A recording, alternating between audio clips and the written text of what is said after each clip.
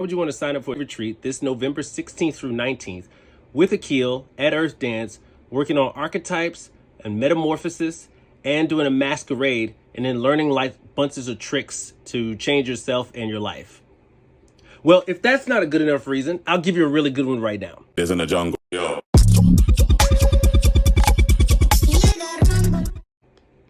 How do you feel about FOMO? You ever suffer from FOMO? I feel you. Okay, so what does FOMO have to do with the archetypes? I'll share one with you from my own experience and applying this work. Let's talk about the orphan, okay? Now, typically when you think about the orphan, we get a lot of stories around what that archetype or image is. For example, I gave a group of archetypes to a group of actors and I didn't know which ones they had, but this woman ran off into the corner and she started to cry. And I said, "What's wrong?" She said, "I'm an orphan. Nobody wants me." And I said, that is your judgment of the archetype, right? See, if we look at archetypes in the classic stories, none of them are hiding in the corner and crying. You got Annie, Aladdin, Tom Sawyer, Huck Finn, the Artful Dodger, the Lost Boys from Peter Pan. They run fades on pirates all day. Like, they go after adults all day. So the orphan is a child who is alone, and not lonely, alone, being like all one, where you are the center of your universe, totally whole and sovereign. And since it is a child who is alone, then the child has to have a lot of willpower.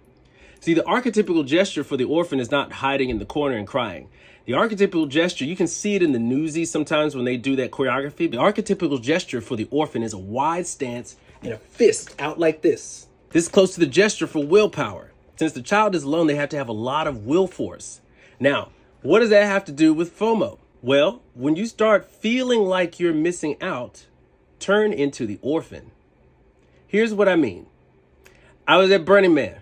Me and my little posse had been planning all week long what we're gonna do Saturday night. I'm gonna perform a bunch. We're gonna go see friends perform. We're gonna go to different parties. We got a whole thing laid out.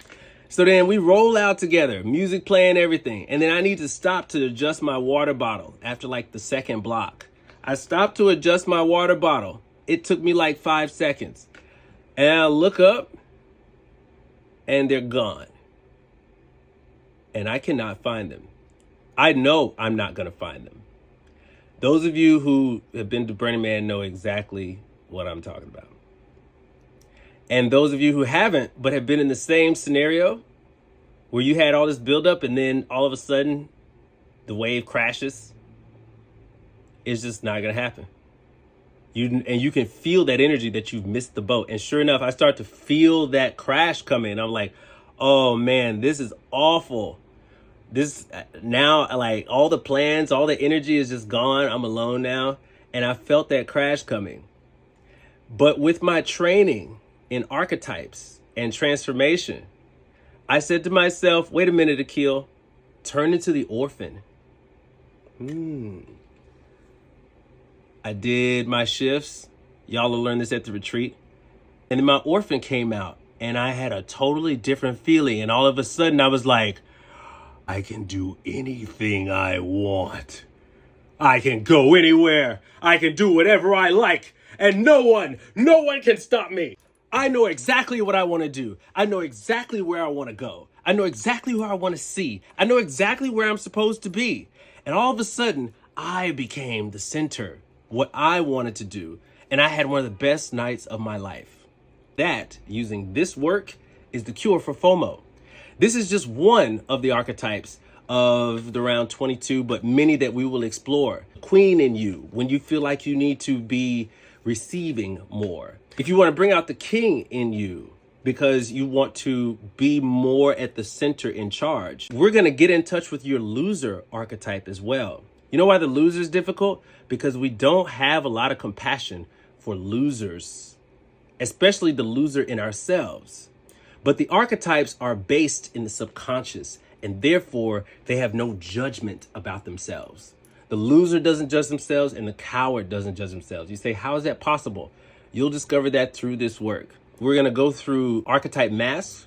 We're going to use archetype cards. And then we're going to have a costume bazaar where everybody brings their stuff and you get dressed up as your archetype. And then we're going to have a masquerade where you show up as your archetype, dressed as your archetype, and you stay in your archetype while we have a party and people can do performances and things like that.